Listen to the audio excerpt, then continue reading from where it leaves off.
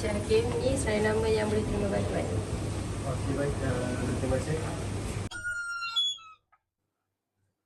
Assalamualaikum, Cik Amir. Ni, saya nama bantuan. Ramai orang yang memerlukan dan juga ramai yang mohon. Ramai di kalangan mereka ni memang betul-betul orang yang memerlukan. Cik Amir, ni Cik Rahim. Dia ni orang yang susah. Dia hidup sebatang kara, rumah dia pun hampir nak roboh dan dia ni tak ada pekerjaan yang tetap. Jadi harap boleh dipertimbangkanlah untuk bantuan ni. Cik Rahim Tapi Cik Amir, dia memang layak untuk terima bantuan ni. Tak, sekarang ni saya yang tentukan siapa yang layak, siapa yang tak. Awak ikut saya je. Baik Cik Amir.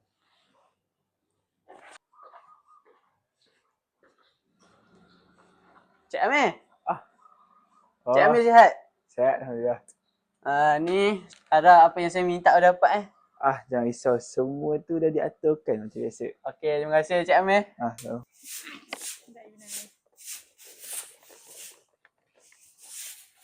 Assalamualaikum Cik Rahim. Waalaikumsalam. Cik Rahim, ni ada sedikit bantuan daripada kami. Macam mana keputusan bantuan Cik Rahim? Keputusan Pak Cik ditolak lagi. Ditolak? Tapi Cik Rahim kan cukup syarat. Kenapa mereka tolak? Pak Cik pun tak faham.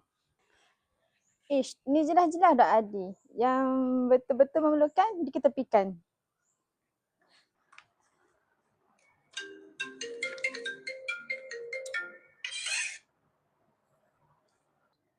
Assalamualaikum Cik Hakim.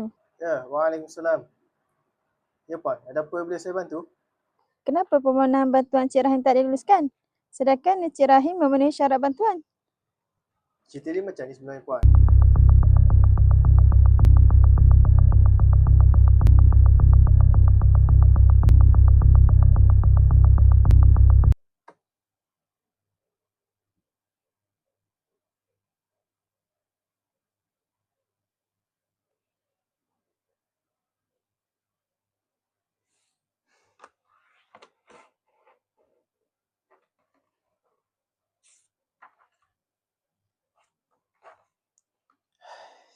Kalau aku diam, nanti bantuan tu takkan sampai.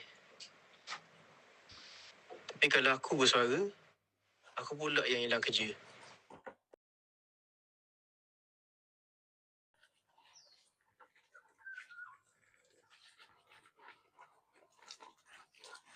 Assalamualaikum, Cik Rahim. Waalaikumsalam. Cik Rahim sihat? Alhamdulillah, Pak Cik sihat. Sekarang ni macam mana keadaan Cik Rahim? Pak Cik macam ni lah. Duit pun tak ada. Hanya bergantung kepada bantuan je. Kalau macam tu, saya minta maaf daripada pihak saya atas apa yang telah berlaku dan insyaAllah saya akan cuba untuk selesaikan. Baik, Pak Cik redha ya. Tak boleh jadi ni.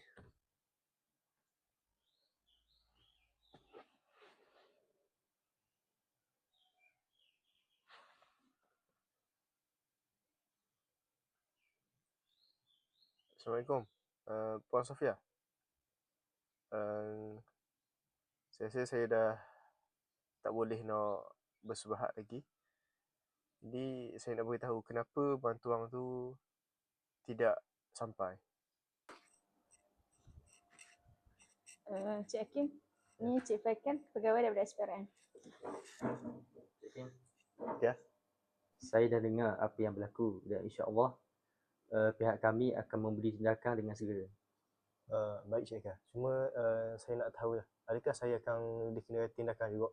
Tidak Encik Hakim, menurut Akta Perlindungan Pemberi Maklumat 2010, Akta 711 Seksyen 7, pengadu akan diberi perlindungan kepada pemberi maklumat dan melindungi identiti pengadu daripada didedahkan.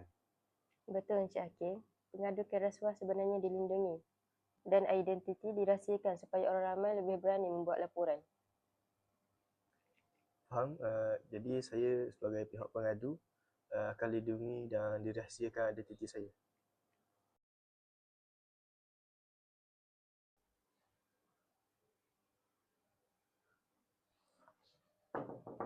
Masuk. Encik Muhammad Amir bin Ahmad ke? Ya, saya. Saya daripada pihak SPRM. Saya mendapatkan bukti kukuh yang boleh disabitkan kesalahan penerimaan rasuah. Saya rasa cik dah salah orang ni. Saya tak ambil rasuah tu. Macam ni Encik Amir, sila ikut kami ke balai untuk keterangan lebih lanjut.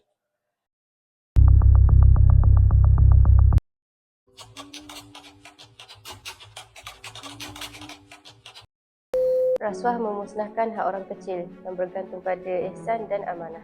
Kami tak minta kaya, kami cuma minta anda beramanah. Bila amanah disalahguna, yang miskin terus tertindas, yang kaya semakin berkuasa. Rasuah bukan sekadar mengambil duit, tapi merosakkan kehidupan dan masa depan orang lain. Bantuan ini sepatutnya sampai kepada yang berhak, bukan dijadikan alat kepentingan diri. Rasuah dalam kebajikan membunuh harapan rakyat. Hentikan rasuah, selamatkan masyarakat.